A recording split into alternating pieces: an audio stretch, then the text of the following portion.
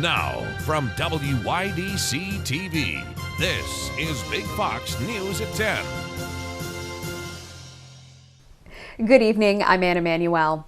Racing fans are already at Watkins Glen International, excited for the upcoming weekend. And tonight we are bringing you team coverage of all the action.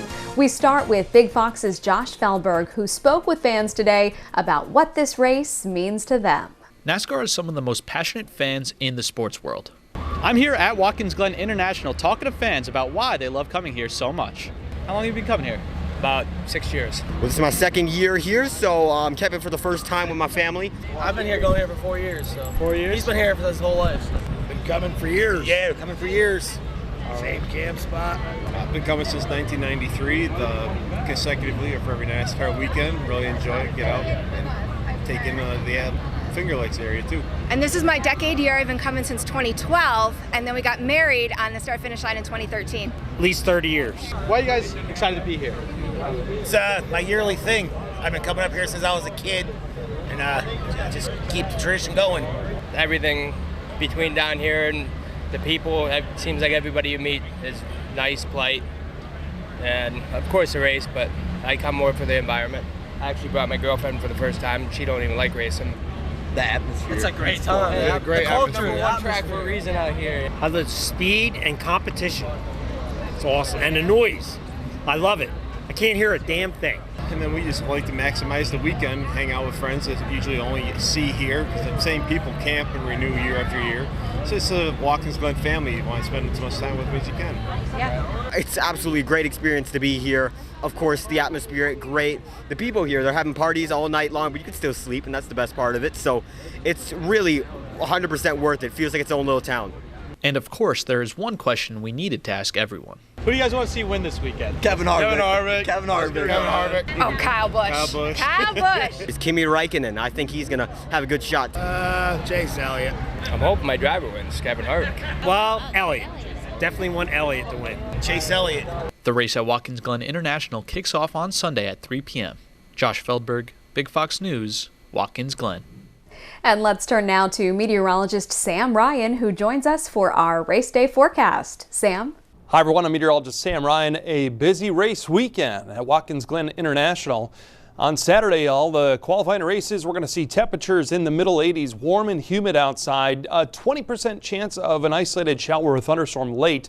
But that chance then for the main race on Sunday, starting at 3 o'clock, that jumps up to 40% chance and increases to even 50% chance for the evening hours. So we'll have to keep an eye on that. They'll be widely scattered though. Thanks, Sam. What do bowling and NASCAR have in common?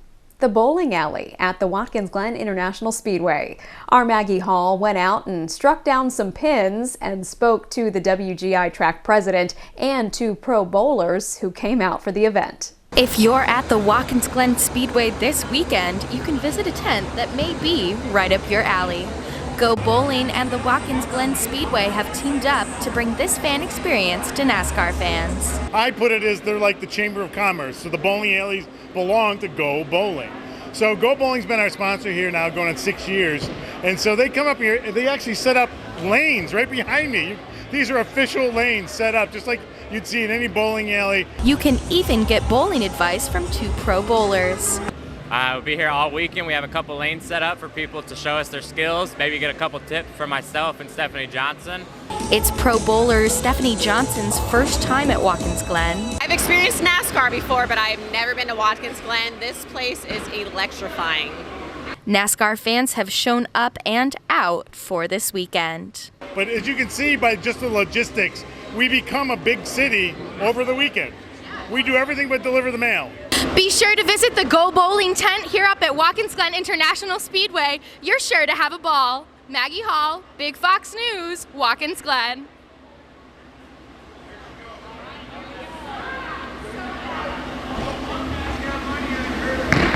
And our Josh Feldberg and Maggie Hall will be at the track all weekend, catching the most exciting moments as NASCAR prepares for its playoff season. Stay tuned to Big Fox News for all the highlights. The city of Corning's sign was damaged today. Investigators say an SUV crashed into the sign during the late morning. Corning police responded, and B&W Towing was seen removing the car from the scene. Local police forces will be cracking down on drunk driving from now until after Labor Day weekend. The Watkins Glen Police Department and Schuyler County Sheriff's Office are participating in the nationwide campaign, Drive Sober or Get Pulled Over. The Schuyler County Sheriff's Office stated that during the 2020 Labor Day holiday weekend, there were more than 500 crash fatalities. A drug bust in Bradford County leaves 27 people facing charges. The Bradford County Drug Task Force and District Attorney's Office conducted a 9-month operation known as Jet Sweep. The operation led to 27 people being charged with over 100 felony and misdemeanor charges. The operation used confidential informants to buy methamphetamine and heroin from the suspects. The Blue Star program is still on at the Corning Museum of Glass. Under the program, immediate family of active military members can visit the museum for free. This will continue until September 5th. If your company isn't laying people off, the one next door could be. That's the key finding from a new survey by PwC, which polled executives and board members across a number of industries. Half say they are reducing headcount or plan to, and more than half have implemented hiring freezes. More than 40% are pulling job offers, and a similar number are reducing or getting rid of signing bonuses. At the same time, PwC says 2/3 of companies are boosting pay or expanding mental health benefits. The most common move by employers, making remote work permanent for more people. A hot summer and limited rainfall is causing water woes, at least in one New York county. Rockland County has declared a water emergency and is urging homes and businesses to conserve water. Richard Giacobas has more on the steps being taken. As the summer sun beat down on Nyack, it was another mostly dry day in the Northeast. No rain now for weeks, but it's not all good news. If you stop rain with all that heat, you're going to have a flash drought. Parts of the tri-state now declaring a water emergency caused by moderate to severe drought. Climatologists say although it's not worst-case scenario, people need to begin conserving water. The heat, which increases the water demand further, so it's a nasty, nasty feedback system that's particularly evident in a hot, dry summer. Some of the hardest hit counties are in Connecticut, with northern Fairfield and Litchfield counties under severe drought. Parts of eastern Connecticut under an extreme drought, declaring a stage 3 water emergency. 7 counties in New Jersey are under a severe drought, also the South Shore of Long Island, Putnam and Dutchess counties. And Rockland County Thursday began mandatory restrictions on conserving water, declaring a stage 2 water emergency. To help us save water, one of our a significant water source in Rockland County has been shut down due to low flow in the Ramapo River. Rockland County health officials are asking residents and business owners to water their lawns on opposite days and at designated times, asking waiters at restaurants to serve tap water only if patrons ask for it, and make sure to wash clothes in one full load when using a washing machine.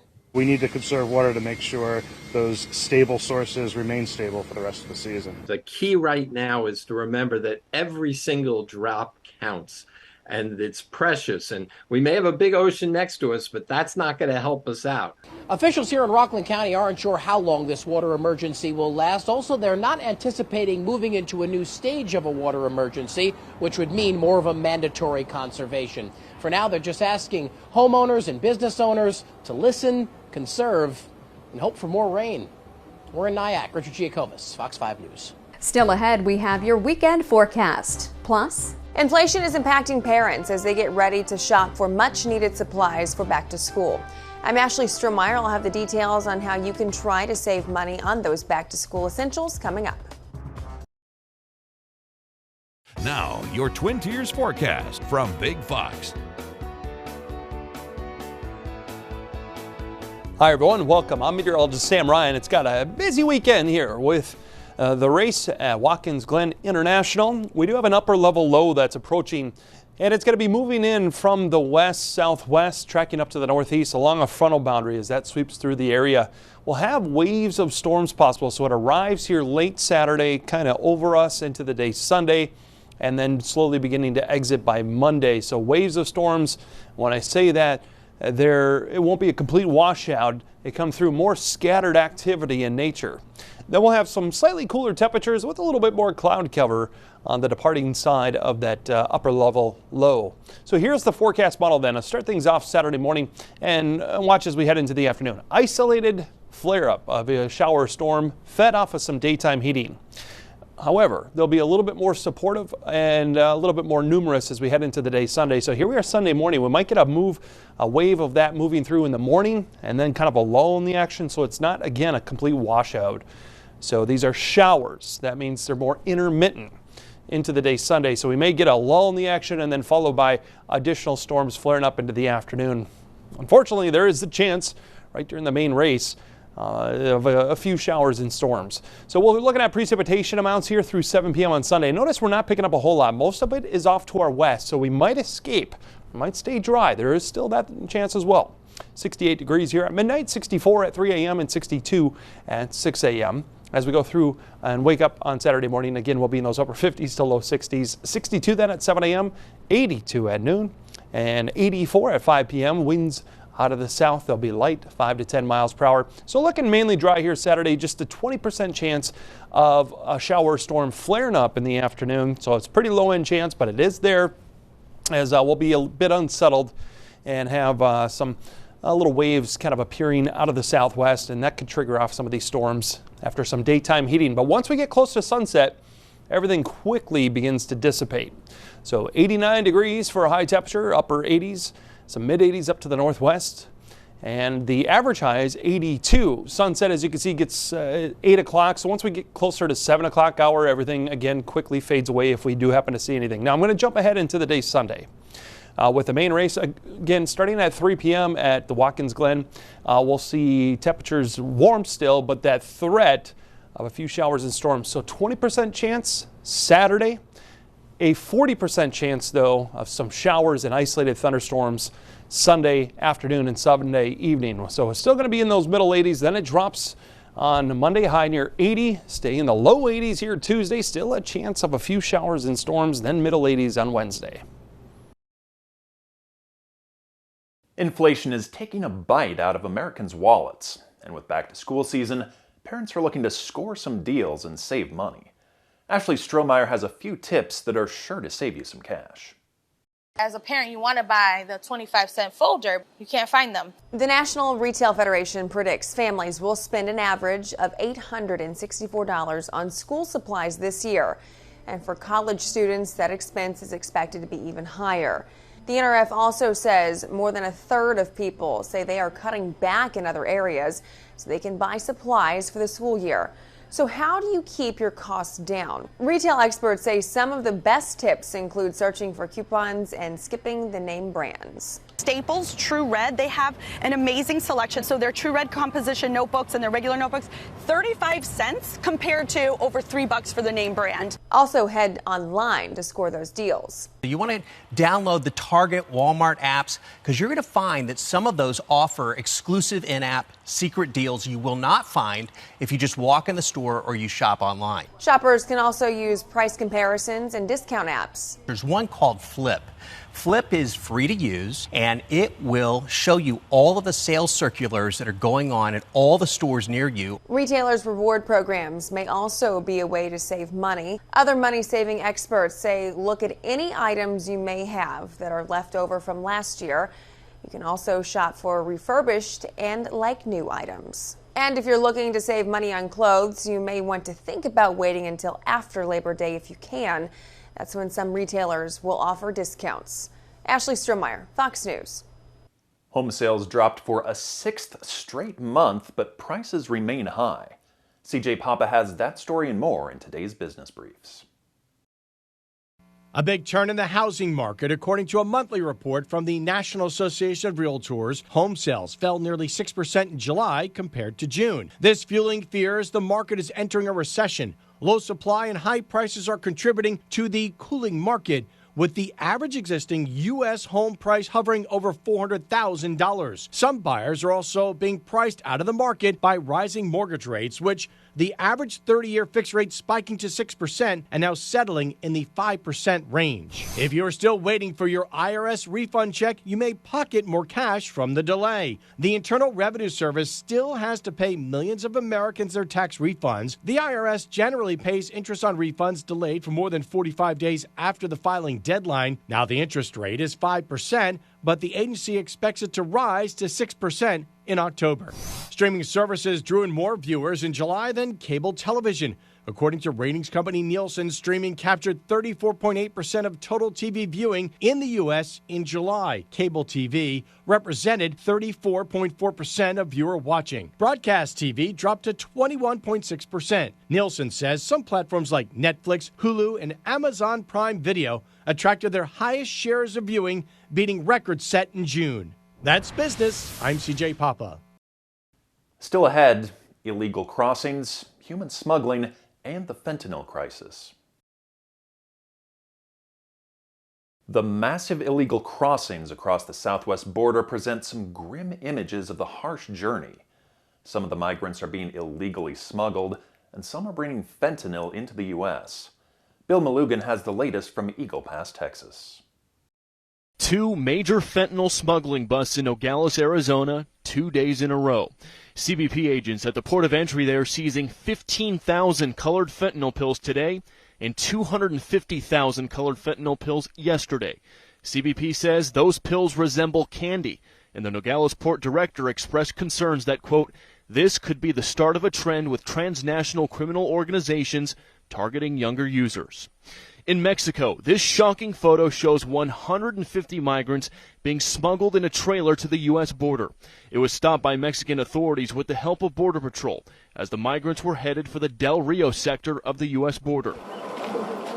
That sector is home to Eagle Pass, Texas, where Fox News witnessed another day of mass illegal crossings. This part of a huge single group of 300 migrants that crossed illegally during the early morning hours, almost all of them single adults. On the other side of town, more of the same. This single group of 150 also crossing illegally into Eagle Pass. In a 24-hour span from Wednesday to Thursday, there were more than 2,000 illegal crossings here in the Del Rio sector. Fox News cameras witnessed migrants using a rope to cross the river, some carrying infants with them. 3 bodies were pulled from the river in Eagle Pass on Wednesday alone. Bottom line is President Biden does not care about anyone along the border, certainly doesn't care about the Hispanic community. This administration has abandoned the Hispanic community. I don't expect to see him. And a disturbing arrest by Border Patrol in Yuma, Arizona. Agents there announcing they just arrested a Mexican national with a prior conviction for the rape of a child age 3 or younger. Reporting in Eagle Pass, Texas, Bill Malugan, Fox News. Caught on police dash cam, a woman slips out of her handcuffs and shoots at a deputy with an AR-15. Katie Arata has more. On Friday, a woman barricaded herself inside of a sheriff's patrol car like this one here. While she was in the vehicle, she was able to slip out of her handcuffs and get her hands on an AR-15. According to deputies, the woman was only being detained for erratic behavior and was not going to be arrested. But her fate quickly changed. When we detain somebody, they actually go in handcuffs. They place her in the backseat of the patrol car. While in the backseat of the patrol car, she was able to get her wrists free from the handcuffs, and the handcuffs were put on properly. She was able to reach up.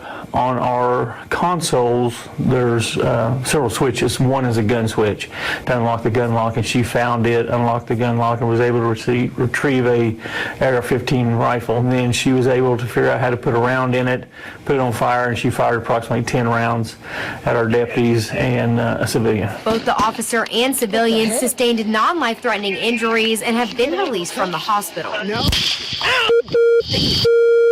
Grady County Sheriff's Office is now making some changes to keep their deputies safe. One I will say is on our console where it actually said gun, and she was able to see that.